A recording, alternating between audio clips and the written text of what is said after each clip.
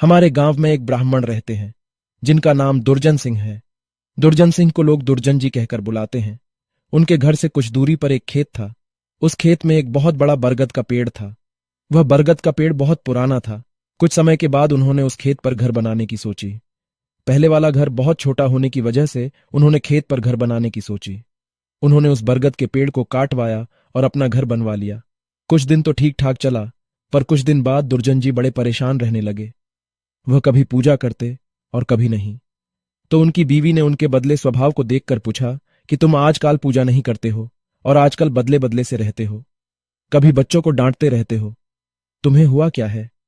दुर्जन जी के चेहरे पर मुस्कान आई और वह कहने लगे, मेरे घर को तोड़कर अपना घर तो बना लिया है, और इसे क्या पूजा करने के लिए कह रही हो? मैं हितों भगवान हूं, इसे पूजा करने की कोई जरूरत नहीं है।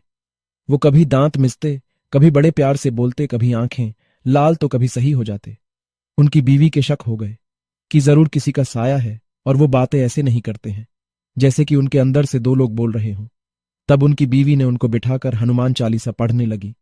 वो सोच रही थी अगर कोई होगा तो भाग जाएगा, पर दुर्जन जी पर उसका कोई असर नहीं पड़ा रहा था। वह एकटक लगाए देखे जा रहे थे। उनकी बीवी काफी मंत्र और गायत्री मंत्र पढ़े। तभी दुर्जन जी की आंखें लाल हुईं और कहने लगे कि मैं किसी से नहीं डरने वाला नहीं हूं, और तू क्या समझ रही है? मैं इसे ऐसे नहीं छोड़ने वाला हूं। तब तक उसका छोटा बच्चा वहां आ गया। दुर्जन जी ने उसे जोर से पकड़कर अपनी तरफ खींचा लिया और ऐसा लग रहा था कि उसके सिर को कच्चा ही चबा जाएंगे। उसकी मम्मी बोली कि बच्चे को छोड़ दो, इसने क्या तुम्हारा बिगाड़ा है? दुर्जन जी की पत्नी ने अपने बच्चे को अपनी तरफ खींच लिया।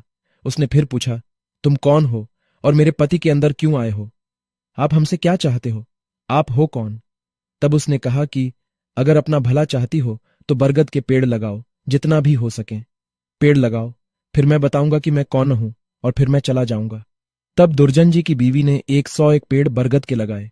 एक दिन उसकी पत्नी ने देखा कि आज दुर्जन जी सुबह उठकर पूजा पाठ करके आ चुके हैं।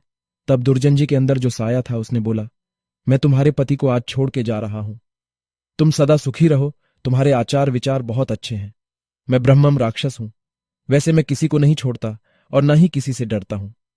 तुम्हारे पति ने मेरे बरगद को काट दिया था, जिस पर मैं हजारों सालों से रह रहा था।